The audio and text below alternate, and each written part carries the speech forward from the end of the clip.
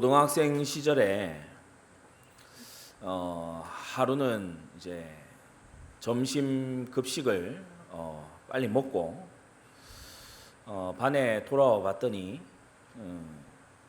아이들이 이제 이 반 친구들이 뭐 여기 조금 저기 조금 뭐 전형적인 점심 시간처럼 이렇게 있어요. 굉장히 쾌활하고 밝은 그런 친구 하나가 뒤에서 그 사물함에 이제 오르락내리락 팔 운동을 이렇게 하면서 뭐라고 얘기하는가 하면은 진짜 먹고 싸기 위해서 사는 것도 아니고 이게 뭐야 이러는 거예요. 근데 웃기려고 하는 말이 아니고 이 친구가 보니까 그 순간에 좀 진지하게 생각하는 것 같아요. 그래서 제가 그걸 지나가다가 듣고 복음의 시간표가 좀 있는 것 같다. 제가 따로 좀 불러냈어요. 그래서 열심히 하고 이렇게 해도 좀 있으면은 할아버지 돌아가시고 아버지 돌아가시고 너도 죽는다. 가만히 듣는 거예요. 왜 갑자기 그런 얘기를 하냐, 이런 표정으로. 인생은 허무한 거다. 인생은 결국에는 별 의미가 없는 거다. 열심히 해도 죽고 열심히 안 해도 죽는다. 이 친구가 그때부터 약간 좀 진지해지는 거예요. 왜냐하면 이 복음 들을 시간표가 됐기 때문에. 그래서 그 허무라고 하는 걸 시작으로 해서 이 친구에게 복음을 전한 겁니다. 인간이 원래 허무하도록 지음받은 존재가 아니다. 영원하고 무한하고 불변하신 분으로만 만족이 되는데 그걸 잃어버렸기 때문에 만족이 없는 거다. 그러면 어떻게 상실했냐? 네가 알듯이 나 교회 다니는데 교회에서 이걸 잘 설명해 준다. 하나님을 상실했기 때문에 이 하나님으로만 채워지는 마음이 허무한 거다. 이걸 다른 걸로 채우려고 하는 걸 죄라고 한다.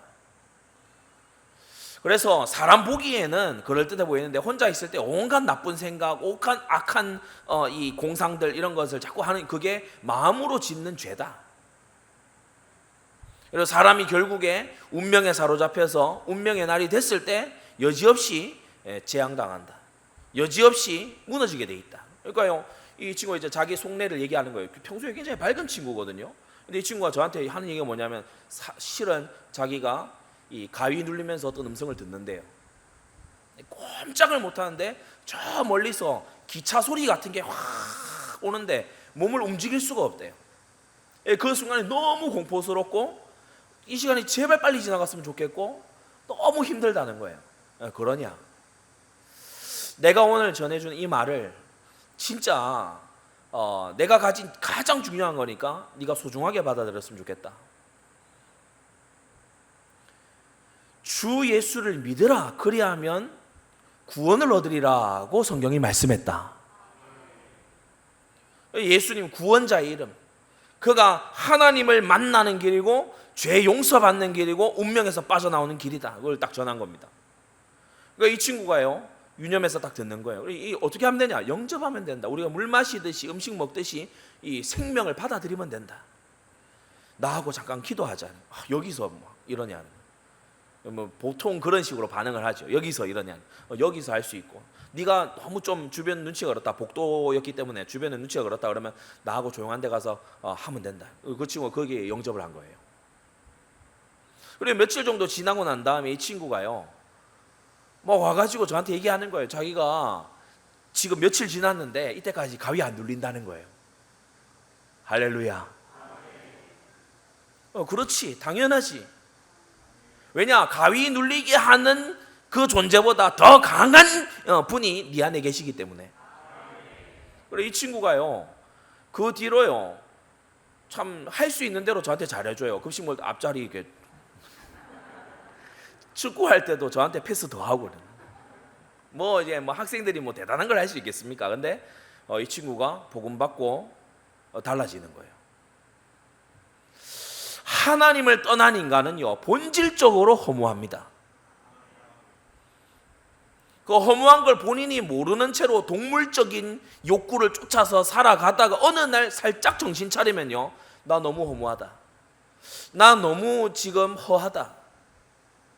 그래서 불신자들이 그걸요 뭘로 채워야 될지 몰라서 타락하고 술 먹고 담배 피고 막 이렇게 이제 가는 거예요. 왜냐? 너무 힘들고 너무 허무하니까.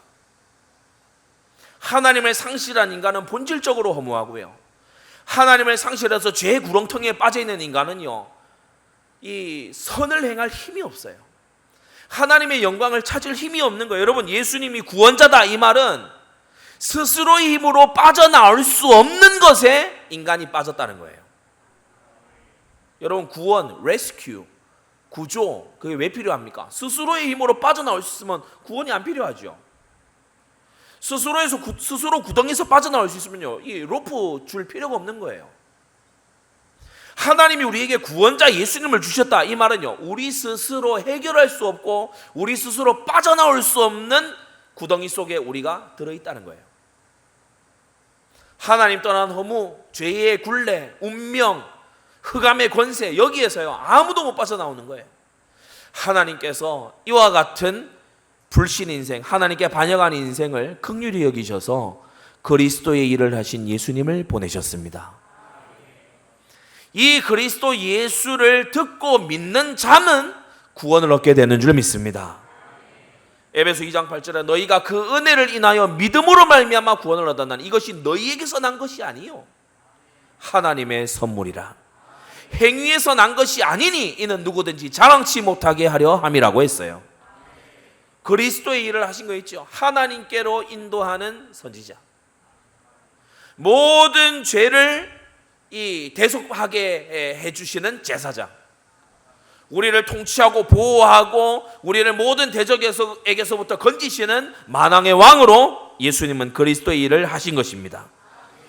오전에도 우리가 들었지만은 이 일을 하실 때요 예수님이 그저 말씀으로 하실 수 있어요. 또는 마귀 일을 멸하실 때도요 그저 명령하시면 됩니다. 예수님이 십자가 지시기 전에도 공생했대요. 네 죄사함 받았느니라 그런 선언하셨어요. 예수님이 그걸로 다 하실 수 있습니다. 그런데 우리 예수님은 아버지의 뜻을 쫓아서 아버지의 뜻을 따라서 십자가를 지시는 헌신을 하셨어요. 왜 그러한가?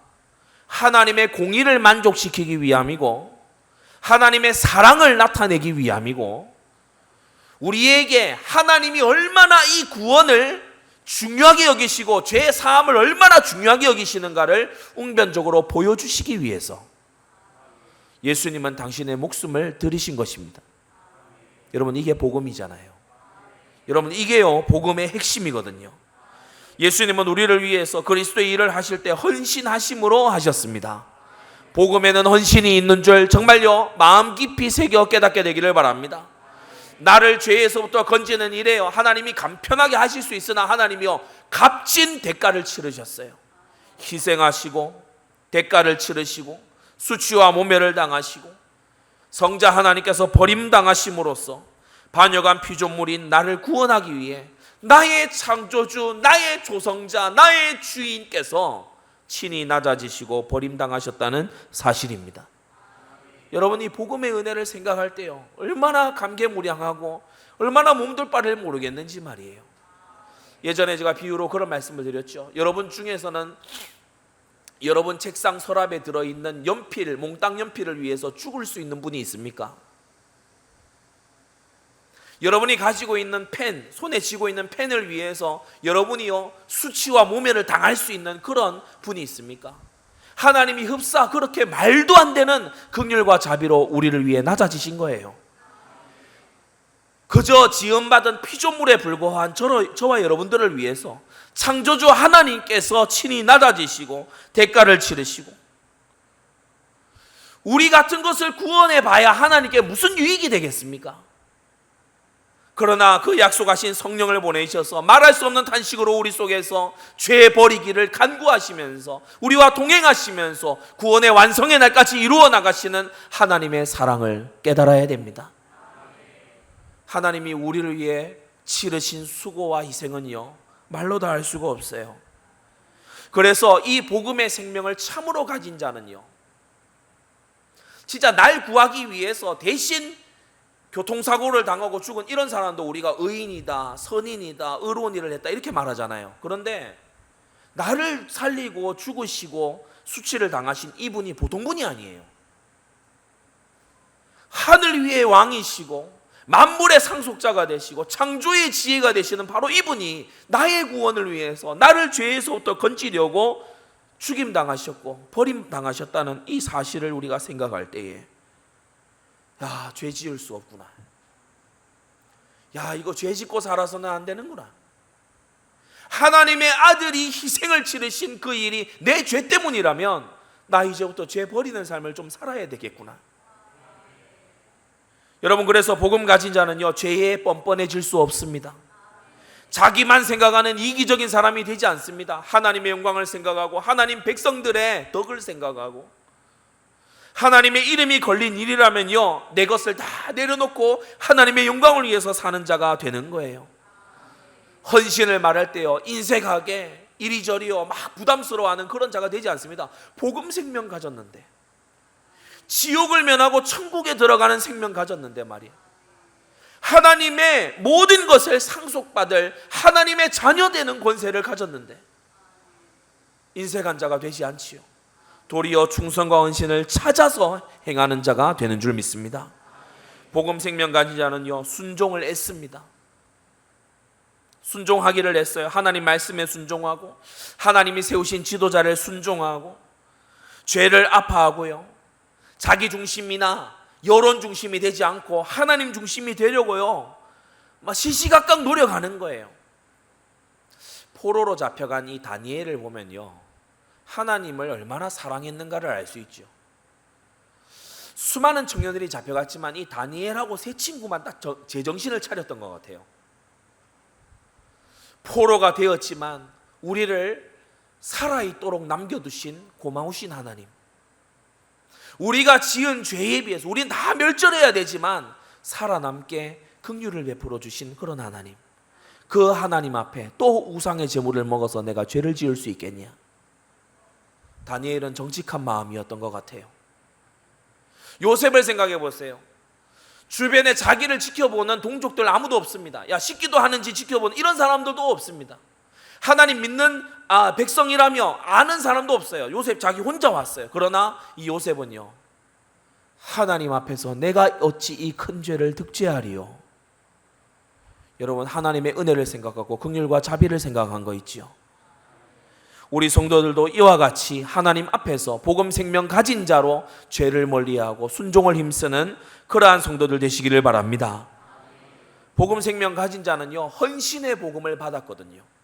그래서 헌신적인 사람이 됩니다. 우리 그리스도인들은요, 이 땅 살아가면서 하나의 좌우명을 좀 가진다면 가져야 될 게 있는데, 여러분, 손해보면서 사세요. 내 이익 바득바득 챙기면서 살려고 하지 말고 좀 섬기면서 손해보면서 그러면서 사세요. 하나님의 영광 가릴 만큼 내 것 챙기고요, 내 할 말 다 하고요, 내 것 주장 다 하면서 그렇게 악바리처럼 살지 말고 좀 하나님 자녀답게 사세요.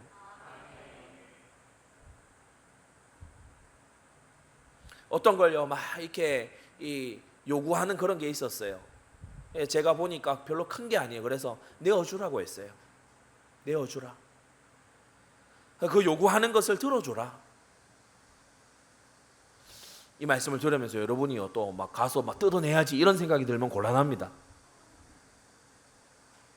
섬기는 자 되고 베푸는 자 되고 주는 자가 되라는 거지, 주는 자 찾아가서 갈취해내라는 게 아니잖아요.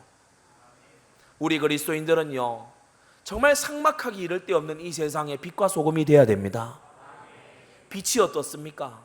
어느 곳이든 가서 비춥니다. 소금이 어떻습니까? 스스로 녹아져서요 살려내요. 우리는 세상에 이런 역할을 하도록 부름 입었습니다. 복음 생명 가진 자는요, 진짜 정직한 마음이 돼요. 주님께서 빚진 자의 비유로 말씀하셨죠. 500데나리온 빚진 자, 1만 달란트 빚진 자 기억하시죠? 가서요 막 요구하는 거예요. 너 이게 나한테 왜 이렇게 했냐? 너 이거 나한테 빨리 갚아라. 복음 생명을 생각해 보세요. 내가 그렇게 가혹하게 해도 되는지, 내가 그렇게 가혹하게 막 밀어붙여도 되는 사람인지, 나는 어떠한 은혜를 입었는지, 나는 어떠한 헌신을 받은 대상인지 여러분 기억하셔야 되는 것입니다. 불신 세계 가운데서도요, 막 형편이 어려워서 막 어긋난 길로 갈 법하다가 생각한다 하잖아요. 날 위해 헌신하신 부모님을 생각한다 하잖아요. 내가 어긋난 길로 갈 때 가슴 아파하실 어머니를 생각한다 하잖아요. 여러분, 세상 사람들도요, 은혜를 생각해서 잘못된 길에서 돌이킵니다. 하물며 하나님의 크신 은혜를 받은 저와 여러분들은요, 복음의 은혜를 생각해서 여러분 정말 헛된 길에서 돌아서야 될 줄로 믿습니다. 사람이 어떤 사람이냐 알려면요, 그가 시간과 돈을 어디에 쓰는지 보면 나와요. 사람마다 자기 시간이 안 소중한 사람이 어디 있겠습니까? 사람마다 주말에요, 편안한데 시원한데 그렇게 막 피서도 보내고 이런저런 것을 막 놀기도 하고 쉬기도 하기를 누가 안 좋아합니까? 그러나 자기 몸을 쳐서 복종시켜서 예배의 자리로 자신을 갖다 두고 거기에서 시간을 들이고 거기에 재물을 쏟고 거기에 헌신하는 그런 사람은 정말 하나님을 경외하는 사람인 거 있지요. 안식일에 장사를 열어서 돈 벌면 돈 더 벌린다, 누가 모릅니까? 그런데 안식일을 기억하여 거룩히 지키는 거예요. 돈보다 하나님을 우선한다는 확고한 증명이지요. 여러분, 사람의 정체성은요, 어디에 헌신하느냐에 달려 있어요. 여러분은 하나님 앞에 헌신적인 생애를 살고 있습니까? 우리 각자가 스스로를 점검해야 될 줄 믿습니다. 여러분, 말이 아니라 헌신이 나를 증거합니다. 그래서 말 많은 자 말고 하나님 앞에 충성과 헌신이 있는 자 되시기 바랍니다. 크게 세 가지인데요. 첫째로, 오늘날 지금 이 주일 이 시간에도 많은 교회들이 예배드리고 있습니다. 그러나 너무나 안타까운 것은 한국 교회와 세계 교회가요, 사각지대 속에 놓여 있다는 거예요. 최근에 기사를 하나 보니까 미국 감리 교회가 대대적인 분열의 위기래요. 왜 그러냐? 동성애를 인정하는 그런 교회들이 쭉 있고 그건 아니지라고 하는 교회들이 있고, 이러다 보니까 이 교단이 분열될 그런 위기래요. 참 이 말세의 모습입니다.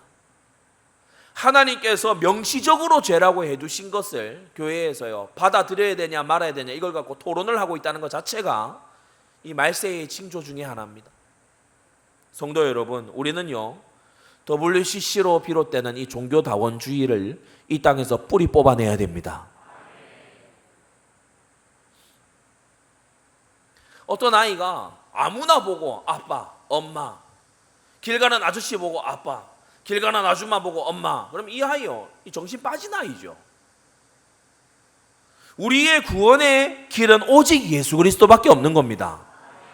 알라를 섬겨도 부처를 섬겨도 뭐 이런저러한 이단 교주들을 섬겨도 다 똑같이 된다. 그거 말이 안 되는 거죠.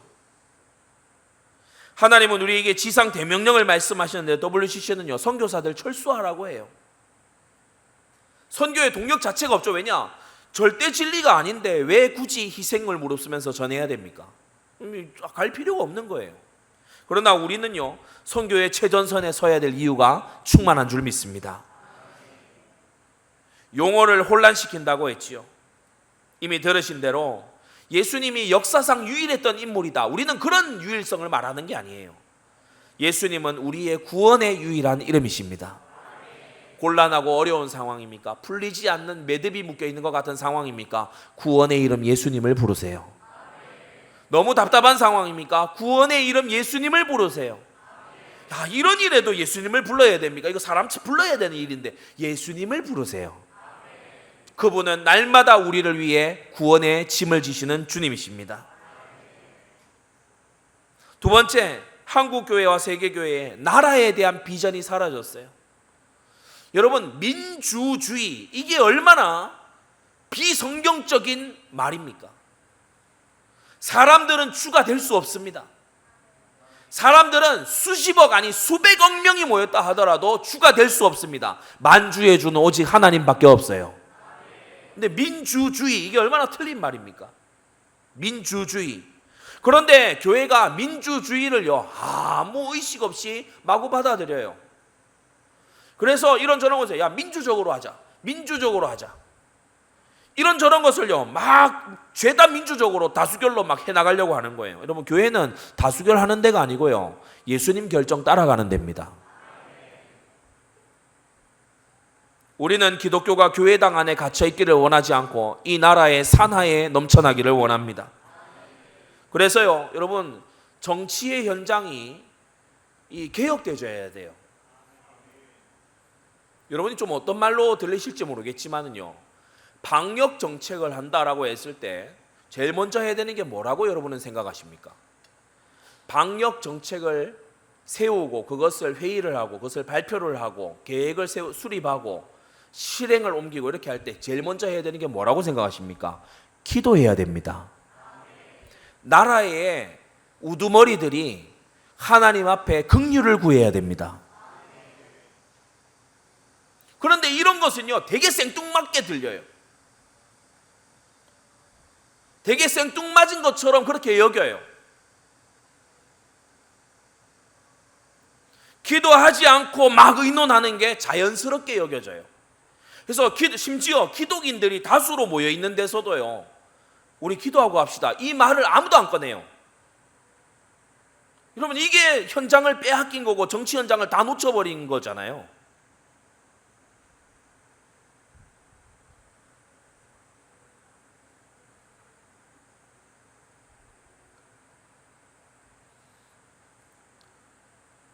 바벨론 왕이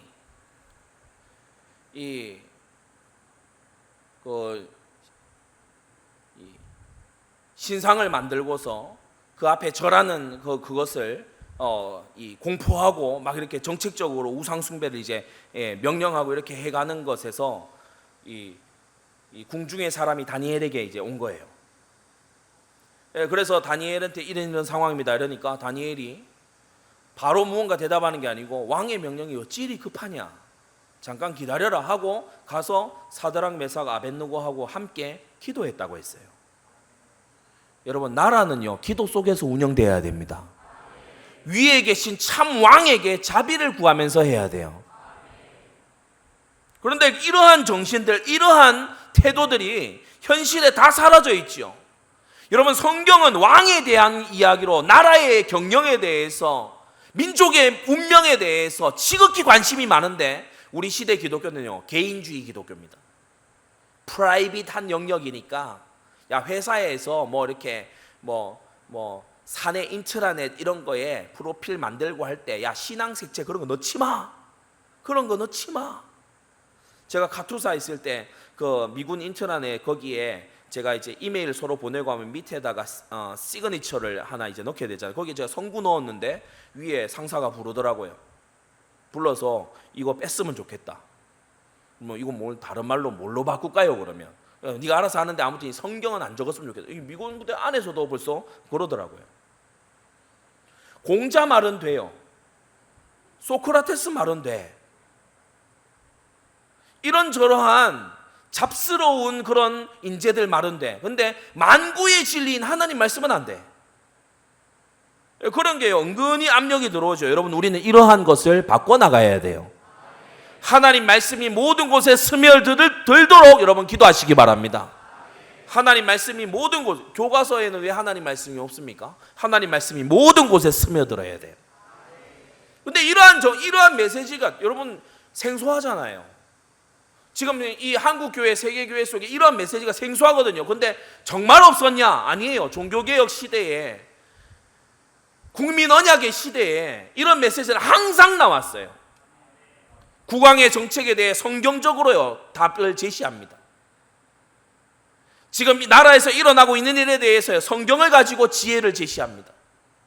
설교자들이 그런 일을 했어요.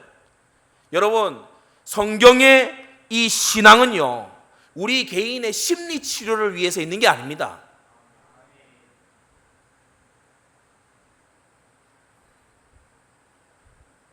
성경으로서 마음의 안식을 얻을 수 있지만 성경은 심리 치료 책이 아닙니다. 성경은 하나님의 대역사의 책입니다. 하나님의 역사의 주관자시다라고 하는 그러한 책인 것입니다. 우리나라도 요셉 같은 총리가 필요하지 않아요? 전혀 답이 없어 보이는 문제에 영원한 능력을 가지신 하나님의 지혜로 답을 내는 이러한 지도자가 필요하잖아요. 중국하고 일본하고요, 이런 사이, 열강들 사이에서요, 남북으로 또 게다가 쪼개져 있어. 이러한 사이에서 막 이렇게 막 외교학자들, 정치학자들 뭐 이런 사람들이요, 이 혀를 찹니다. 이거 참 어려운 일이다 하면서 미국하고 군사적인 동맹을 하면서 중국과의 실리적인 외교는 또 놓칠 수가 없고, 일본이 강하게 일어났는데 우리가 또 무시할 수는 없고, 과거사 문제가 어쩌고 저쩌고, 북한은 핵을 가지고 그런 이 난감한 이 상황에서 러시아는 그럼 또 가만히 있습니다. 미쳐 날뛰고 있잖아요. 이 난감한 상황에서 우리에게 요셉 같은 통치자가 필요해요. 다윗 같은 리더가 필요하다고. 다니엘 같은 재상이 필요해. 기도하셔야 됩니다. 이러한 인재인물이 태어나도록요, 언약의 백성은 강성하게 일어나라. 번성하여 일어나야 되는 거예요. 지금 다음 세대가요, 거의 버려져 있습니다. 문화 주도권을 어디에 뺏겼냐? 세상 문화에 다 빼앗겼어요. 어린아이들이 즐겁게 하는 게 뭐냐? 스마트폰 게임, 웹툰 보는 거, 이런저러한 거 가지고서 이 놀이하는 거, 거기에 이제 다 빠져 있는 거예요. 주일학교가 소멸될 위기죠. 이런저러한 이 콘텐츠를 가지고, 문화적인 코드를 가지고서 주일학교를 막 살려보려고 막 애쓰고 노력합니다. 굉장히 애처로울 정도로 막 노력을 해요. 여러분, 주일학교는 그런 디바이스들을 가지고서 살려내는 게 아니고 본질을 잡아야 됩니다. 주일학교 학생들에게 복음이 정확히 들어가야 돼요. 어린 학생들에게 사명이 들어가 버려야 돼요. 그러면요, 제가 자라날 때에 우리 초등학교 우리 지금 학생들, 자라나는 우리 학생들요, 눈물로 기도했습니다. 모든 민족에게 복음 들고 가게 해달라고 눈물로 기도했어요. 그게요, 초등학교 3학년, 4학년짜리들이 어리지 않습니다. 그 나이에요, 진짜 평생에 이 달려갈 길을 두고요, 눈물로 기도하는 그러한 후대들이 일어나야 될 줄 믿습니다. 그래서 우리 주일학교를요, 그렇게 사명 있는 주일학교들로요, 이렇게 세우는 그 일을 우리가 해 나가야 된다. 근데 지금 한 교단, 한국 굴지의 한 교단은요, 전체 교회의 45%가 주일학교가 없지요. 절반 가까이가 주일학교 자체가 없어요. 이게 굉장한 위기입니다. 복음 인재가 희귀합니다. 하나님의 사실을 보일 한 명이 없어서 그야말로 현장에 노예되어 있는 그런 상태예요. 이런 것을 보면서 여러분요, 우리 정말 사명감을 투철하게 가져야 됩니다. 우리 중등부 또 고등부 학생들에게요, 여기 관계되시는 분들도 있기 때문에 제가 진짜 부탁하고 싶은 건 뭐냐면, 하나님의 나라를 위해서 공부 제대로 해야 돼요. 하나님의 나라를 위해서요, 실력 없이 뒤에 처져 있지 말아야 돼요. 내가 게을러서 안 된 거라면 이건 내 책임입니다. 하나님이 이런저런 여건으로 뭐 예를 들어서 요셉처럼 노예로 팔려가게 하신다, 다윗처럼 쫓겨다니게 하신다, 그거는 어쩔 수 없죠.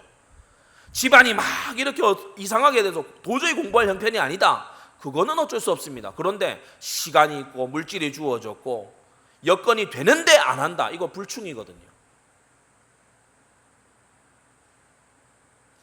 우리 청장년들도 마찬가지입니다. 여러분이 일천지교회와 신정국가를 위해서요, 여러분이 이 경제적인 능력을 점점 갖춰 가셔야 돼요.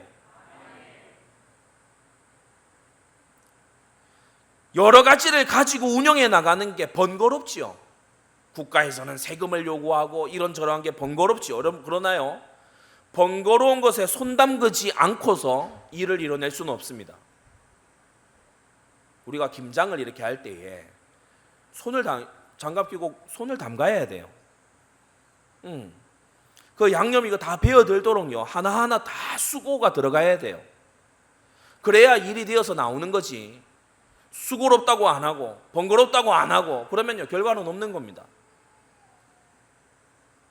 성도 여러분, 정말요, 교회의 사각지대를 살려내기 위해서 기도하고 최선을 다하시기 바랍니다. 그 두 번째, 교회가 복음 상실하고 다원주의로 빠져들고 나라에 대한 비전은 다 까먹고 철저히 개인 신앙주의로 후퇴하고 후대를 상실하고 놓치고 세상에 빼앗기고 있는 사이에 세상은 재앙지대로 변하고 있어요. 우상이 창궐하는데 오늘날 우상은요, 저 불상을 세워놓은 그런 것도 물론 우상이지만은 오늘날 우상, 형상, 이미지, 이거는 뭐냐? 모든 눈과 귀를 빼앗는 동영상들. 도저히 글로 되어 있는 하나님 말씀을 읽을 이 여유가 없어요. 왜냐? 이 영상에서 저 영상으로, 저 영상에서 저 영상으로 옮겨 다니느라고 정신이 없어요. 알고리즘이 탁탁 알려주거든. 이거 보고 싶지, 저거 좋아하지, 탁탁 알려주니까 막 옮겨 다니느라고 정신이 없어요. 너무 디스트랙트, 너무 분산되어 있는 사람들 보면요, 스마트폰에 탭을 한 12개, 13개쯤 깔아놓고요, 막 이거 여기 했다 저거 했다 막 정신이 없습니다. 이거 사람이 거반 미쳐가는 거거든요. 정식기도 시간만이라도 조용히 차분하게요, 묵상해야 돼요. 혼란스럽고 미쳐 돌아가는 세상에서요, 좀 제정신 차려야 됩니다.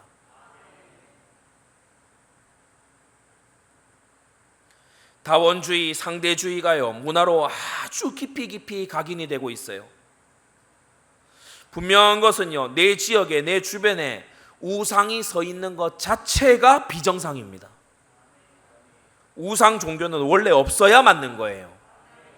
사사시대 지나가면서 이스라엘이요, 아니 세상에 사사로 부름받은 기드온 집 안에 바알 우상이 있다니까요. 그러니까 완전히 죄를 짓고 완전히 비정상인데 전혀 문제의식이 없는 그런 상태가 딱 되어 있는 거죠. 그러면서요, 전도 무능에 빠져 있는 모든 교인들이 있는 가운데 빈 곳, 무너진 곳, 버려진 곳으로 현장은 바뀌고 있습니다. 우리가 잠언 말씀에 보게 되면은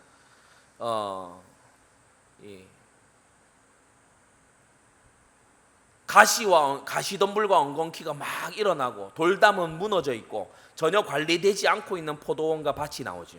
게으른 자의 포도원과 밭이 전혀 관리되지 않고 있다. 그게 단지 일상생활에서의 게으름과 성실함만 교훈하는 게 아니고요, 복음을 받아 하나님의 자녀된 자들이 전도 사명에 눈뜨지 않고 정말 영혼을 구원함을 입어서 영원한 생명을 얻는 이것이 얼마나 가치 있느냐, 여기에 눈뜨지 못하는 사이에 현장은 그야말로 폐허로 바뀌고 있는 거예요.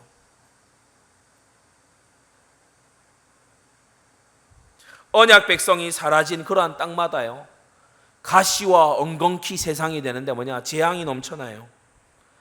고통이 일어나요.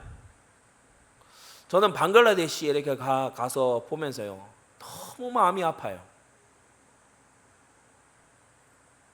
온 도시의 아잔 소리, 아잔이 뭐냐 하면은 알라에게 경배하라, 그 알림 소리거든요. 여기 신정국가예요. 수도 다카를 가보면 온 도시가 정시기도 시간에 다 알림 소리 알려주고 사람들이 다 멈추고 기도하고 뭐 이 판이에요. 무슬림 신정국가라니까. 가는데요, 하나님 자녀들을 찾을 수가 없어요. 그리스 종교회나 성공회 이런 데 들어가서 만나서 물어보면요, 복음이 거의 상실돼 있어요. 행위만 남아있고 전통만 남아있는 거 있죠. 복음 생명력이 없어요. 하나님의 아들들이, 조금 있는 하나님의 자녀들이 거의 마른 풀처럼 돼 있어요. 시들어 있는 거 있죠. 그 땅에 그런데요, 왜 그렇게 어린 거지들이 많겠습니까? 그 땅을 둘러보니까 왜 그렇게 가난도 그런 가난이 없어요? 왜 그렇게 처참하겠습니까? 왜 그렇게 비참한 생애를 사는 사람들이 많겠습니까? 성경은 말합니다. 피조물에 고대하는 바는 하나님의 아들들에 나타나는 것이니, 피조물이 허무한데 굴복하는 것은 굴복하게 하시는 이로 말미암아 그렇게 되는 거다. 그래서요, 나무가 자라 있는 거 보면 거의 나무가 발악을 하고 있어요. 열매도 거의 나오지 않습니다. 비쩍 말라 가지고요. 인도가 소를 숭배하고 힌두교가 소를 숭배하고 그러니까 소가 되게 막 소팔자가 좋을 것 같죠. 소들이 비쩍 말라가지고 있어요. 소가 악에 받쳐가지고요, 얼마나 성질도 난폭해져 있는지 모릅니다. 여러분, 현장에 빈 곳, 무너진 곳, 버려진 곳 어떻게 할 거예요? 우리 주변에 빈 곳, 무너진 곳, 버려진 곳 어떻게 할 거냐고. 이 세상의 현장을 보면서요, 우리는 복음 생명력 가진 사도행전적 전도운동으로 다시 일어나야 됩니다. 지금 사람이 좀 더 잘 산다, 좀 더 못 산다, 이게 문제가 아니에요. 배웠다 못 배웠다, 이게 문제가 아니라, 건강하다 안 하다, 이게 문제가 아니에요. 뭐가 지금 진짜 문제냐? 하나님의 심판이 임하고 있어요. 뭐가 진짜 문제냐? 이 사람들 다 지옥 가게 생겼어요. 뭐가 진짜 문제냐? 이 사람들이 하나님을 상실한 채로 온 땅이 오염됐어요. 지금 오늘 얼마 벌었다, 일당 얼마 받았다, 이게 중요한 게 아닙니다. 지금 내가 잡이 있다 없다 이런 게 중요한 게 아니라, 내가 배웠다 안 배웠다, 이게 중요한, 온 땅이 저주 가운데 들어가고 있는데. 그래서 우리는 빈 곳, 무너진 곳, 버려진 곳 살려내야 됩니다. 되찾아야 되는 거예요. 칼과 기근과 연병의 시대가요, 말세에는 휘몰아치는 거예요. 이거 일어나게 될 일이라고 예수님이 예언하셨지요. 막을 수는 없으나 우리 남는 자 돼야 됩니다. 이것을요, 끝까지 견디는 자 돼야 돼요. 하나님의 계명과 예수 믿음을 지키면서 인내하는 자가 돼야 돼요. 마지막 큰 세 번째로, 사각지대로 변하고 있는 교회, 재앙지대로 변하고 있는 현장 살려내는 그 신호탄, 그 상징이 바로 절대센터입니다. 지금 현장에는 복음 생명력 가진 진짜 살릴 힘이 있는 전도자가 필요해요. 영적 문제 만나가지고 있는데 왜 그런지 모른다니까요. 자살을 시도할 만큼 허무한데 답이 없다니까요. 너무 힘들고 고된데, 이게 몸이 힘든 거는 어느 정도인데 이거 정신이 힘들다니까. 답이 없잖아요. 새로운 차원의 영적 문제가 막 밀어닥치잖아요. 이때에 복음 생명력 가진 전도자가 필요하고요. 우리나라와 같이 이렇게 둘러싸인 이런 나라는요, 더더욱이 나라 비전을 가진 하나님이 쓰시는 개혁자가 필요합니다. 다음 세대를 일으킬 사역자들이요, 준비되어져야 돼요. 그래서 하나님이 쓰시는, 살려낼 수 있는 절대제자 한 사람은요, 대단한 가치를 가집니다. 여러분, 그 한 사람 되시기 바랍니다. 하나님께서요, 요셉을 앞서 보내셨다고 했어요. 시편에 보니까 요셉을 앞서 보내셨다. 겉보기에는 팔려가는 거잖아요. 그런데 요셉을 앞서 보내셨다.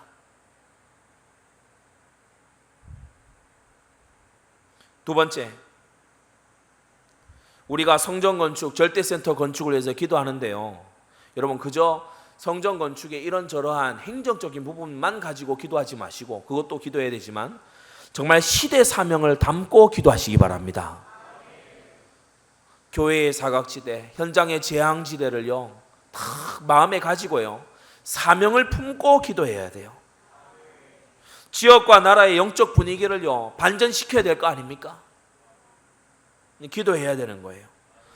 그러면서 기도만 하고 있으면 안 되죠. 세 번째, 당연한 이유가 있다면 헌신하게 됩니다. 하나님이 저와 여러분들의 절대고 최고가 맞습니까? 말라기서 1장 8절을 보니까요, 너희가 눈먼 희생으로 드리는 것이 어찌 악하지 아니하며 저는 것 병든 것으로 드리는 것이 어찌 악하지 아니하냐. 이제 그것을 너희 총독에게 드려보라. 그가 너를 기뻐하겠느냐, 너를 간합하겠느냐 라고 했어요. 눈먼 희생으로 드리는, blind animals, 눈이 먼 것으로요, 야, 기왕에 죽을 거니까. 하나님을 섬기는데 어떻게 섬기냐 하면요, 막 못 쓰는 거, 저는 거, 병든 거, 이런 거 가지고요, 남는 거, 내 쓸 거 다 쓰고 난 다음에 남아있는 짜투리 가지고, 찌꺼기 가지고 그렇게 하는 것이 가하냐 주님께서 물으십니다. 하나님께 드리려는 그것을 총독에게 가져다 줘봐라. 그가 기뻐할지. 우리는 이 말씀에서요, 가이드라인을 얻어야 돼요.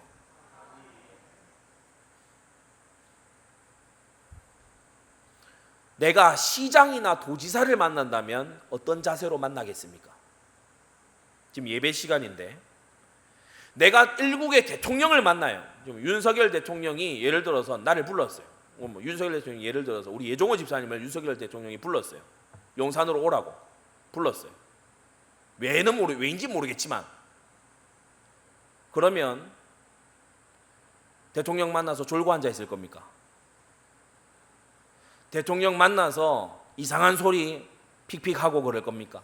안 그러겠지요. 우리가 하나님을 대하는 태도가 육신의 상전인 총독보다 못해서야 되겠습니까? 하나님이 나의 절대고 최고가 맞다면요, 우리는요 세상의 그 어떤 높은 사람에게 하는 것보다 하나님께 멋지게 해야 됩니다. 두 번째, 내가 가진 모든 게 하나님 주신 거예요. 너희가 가진 것 중에 받지 아니한 것이 무엇이냐? 어찌하여 받지 않은 것처럼 자랑하느냐라고 했어요. 다 받았어요. 여름이라 덥지요. 습하기도 하고 덥기도 하고. 지난 겨울을 저는 계속 생각합니다. 겨울에 여기에 목도리, 여러분 아마 기억하실 거예요. 예전 영상 찾아보면 제가 목도리에 파카 입고 여기 섰어요. 그리고서 설교하는데 꼭 이렇게 뭐 시베리아에서 설교하는 것처럼 영상에 그렇게 나왔더라고요. 되게 추워 보인다. 영상 내리라 할까? 이런 생각을 했어요. 너무 추워 보이게 막 벌벌 떨면서 손을 만져가면서 막 설교를 하고 있더라고요. 그때는 우리가 간절히 원했죠. 날이 좀 온화하게 풀렸으면 좋겠다. 지금은 생각합니다. 좀 지원했으면 좋겠다. 이게 인간이에요. 이게 우리라고. 우리는 얼마나 가변적인지 모릅니다. 친절이 다가오면 부담스러워해요. 안 쳐다봐주면요 서운해해요. 뭐 어떻게 해야 돼요?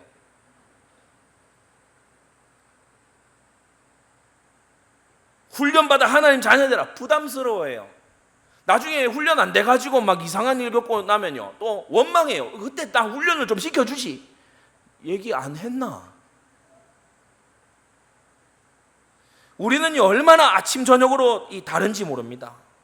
이러한 우리에게 하나님이요 일용할 양식을 주시고 때를 따라 돕는 은혜를 주시고 재물 얻을 능을 주시고 자녀를 기업으로 주시고 인생 사는 동안 기회를 주시는 줄 믿습니다. 하나님 주신 모든 거예요. 그래서 가만히 어느 날 적어보니까요 전부 하나님 주신 거예요. 전부 하나님 주신 거 있죠. 셋째, 절대센터를 건축하는 이 일은요 하나님의 영광을 위한 헌신의 기회이기 때문에 그렇습니다.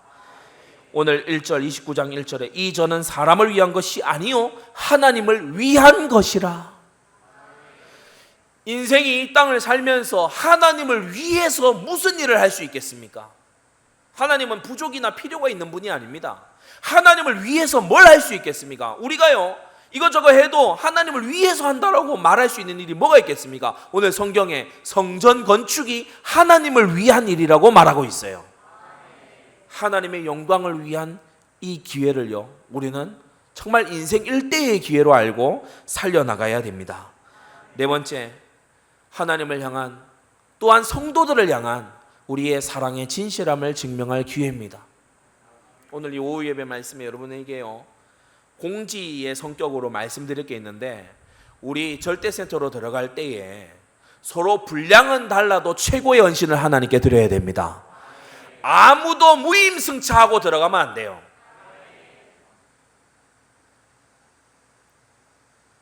우리 형곡 성전에서 여기 올 때요 무임승차해서 가지 않아야 된다. 당신의 의미 있는 헌신을, 액수의 크고 작으면 잘 모르겠고 당신의 의미 있는 헌신을 하나님께 드려라. 많은 성도들이 시험 받아서 떠나버렸어요. 그러나 돌이켜보면요 무임승차하고 받기만을 원하고 헌신할 줄 모르고 그런 성도들로 이 오태 성전이 시작이 됐다면 오늘날은 없습니다. 과연 서울에 교회를 세우겠다 했을 때 마음 담아 헌신했을까요? 내가 출석하는 내가 다닐 내 성전에도 헌신을 안 하는데 저 수도에다가 교회당을 준비하자 했을 때 꺼내서 헌신을 할까요? 불가능합니다. 그래서 우리는요, 절대센터에 들어갈 때 모두가 한마음이 되어서 서로 분량은 다를지라도 나의 최고를 하나님께 드리면서 우리는 들어가야 돼요. 분량은 다를 수 있어요. 어떤 사람은 하나님께 자신의 최고를요, 예를 들어서 50억을 할 수 있어요. 그러나 어떤 사람은 500만 원이 자기의 최선일 수 있죠. 여러분 각자의 양심이 알 겁니다. 특히 우리 중직으로 부름받아 지금 섬기고 계시는 분들은요, 헌신의 새로운 차원에 도전하시기 바랍니다. 헌신을 업그레이드 시키세요. 새로운 헌신의 차원으로 진입에 들어가세요. 그리고 어떤 증거와 어떠한 응답들이 뒤따르는지를요, 두고두고 증거하는 증인들 되시기 바랍니다. 다섯 번째, 지금 한국과 세계 교회, 한국과 세계 현장이 앞서 말씀드린 이런 상황입니다. 미국에서 제과점을 하는 어떤 이 부부가 제과점을 하는데, 이 제과점 부부가 다 크리스찬이에요.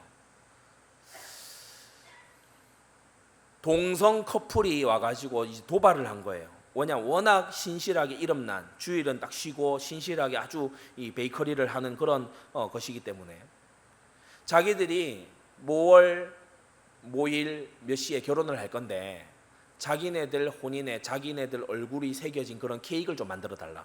둘 다 남자인데. 그러니까 이 부부가 우리는 우리 신앙 양심상 우리는 할 수 없다. 우리는 동성 결혼을 하는 것에 우리는 케이크를 팔지 않겠다. 고소한 거예요. 이게요, 전 미국에 굉장히 화제가 됐죠. 이 동성애를 하는 사람들이요, 얼마나 이들을 못 살게 굴었는지 모릅니다. 가게를 폐업해야 될 정도로. 여러분 한번 생각해 보세요. 편안하게 그냥 뭐 퇴근길에 빵사를 가는데 이 베이커리 앞에 막 시커먼 남자들이 막 이렇게 서로 막 부둥켜 안고 거기 앉아가지고 막 째려보고 있어요. 거기 안 가고 딴 데 가겠죠. 그러니까 이게 가게가 망하도록 막 이렇게 하는 거예요. 아니 구석 음지에서 자기들이요, 이 오랜 세월 동안, 지난 수천 년 동안 인류사에 동성애의 이 죄는 있어 왔습니다. 구석 음지에서 하는데 왜 나와서 페스티벌을 하냐고. 교회는요 2000년 전부터 지금까지 한결같이 동성애는 죄다라고 얘기해 왔어요. 왜 교회에다가 그 얘기 못하도록 강요합니까? 그냥 성경을 안 믿으면 안 믿었지, 왜 교회에 이런 것을 얘기 못하도록 재갈을 물리려고 합니까? 지금 이 한국과 세계 현장이 그런 식으로 돌아가거든요. 저는 러시아 우크라이나 전쟁에서 무조건 우크라이나를 두둔하지는 않습니다. 왜 그러냐?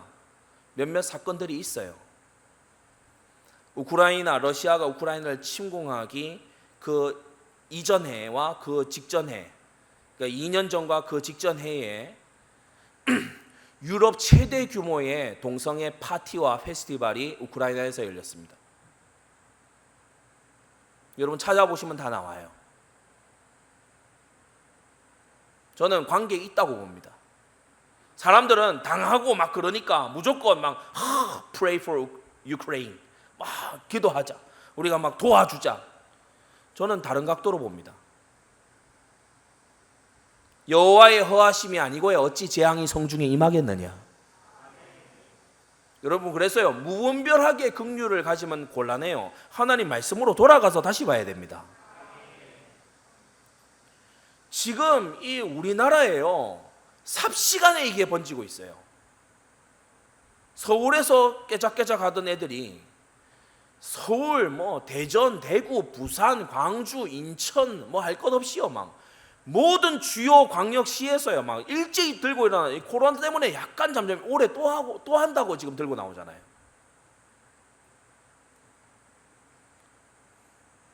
절기 때의 퍼레이드 앞으로 할 준비해야 됩니다.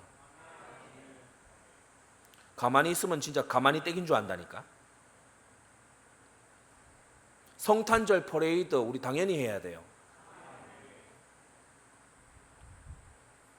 연등은 몇 달을 달아놓고요. 우리는 대한민국이 불교 국가 되는 걸 지켜볼 수 없습니다. 동성애 천지가 되는 것도 우리는 묵과할 수 없는 겁니다. 한국교회, 세계교회와 한국과 세계 현장,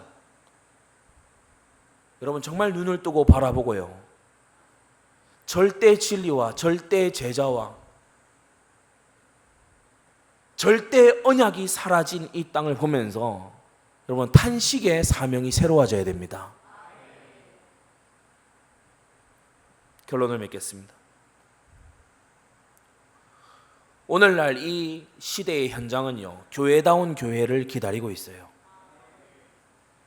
착한 사람들의 모임을 기다리는 게 아니고 진짜 교회다운 교회를 기다리고 있어요.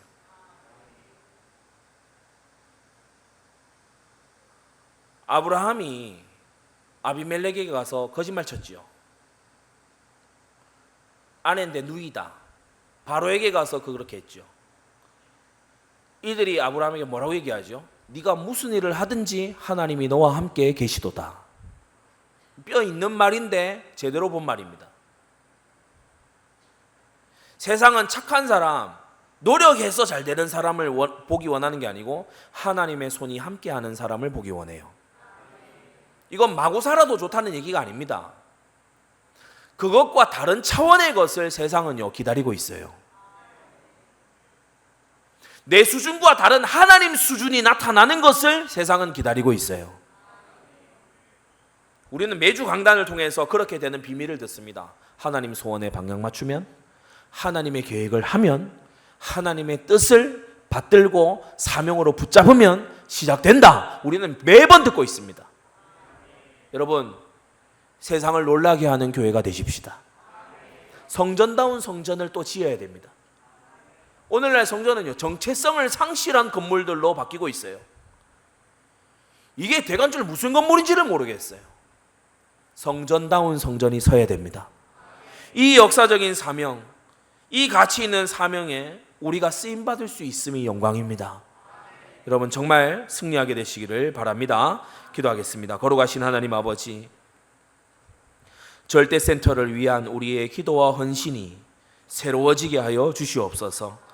당연히 나의 최고를 받으셔야 될 하나님이시고 나의 모든 것을 주신 하나님이시니 우리가 응당 하나님의 영광을 위해 헌신해야 되겠고 사랑의 진실함을 또한 헌신으로 증명해야 되겠사오나, 오늘 우리는 한국과 세계교회의 연장, 한국과 세계의 곳곳의 재앙지대를 바라보며 우리의 사명을 새롭게 하오니 이 사명 가지고 기도하고 이 사명 발견하고 헌신하는 우리가 되도록 역사하여 주시옵소서. 그리하여 시대를 보고 하나님과 가슴이 통하며 하나님과 뜻이 통하는 그러한 주의 일꾼들로 우리 안디옥 모든 지체들이 일어나도록 역사하여 주시옵소서. 예수 그리스도의 이름으로 기도드리옵나이다. 아멘.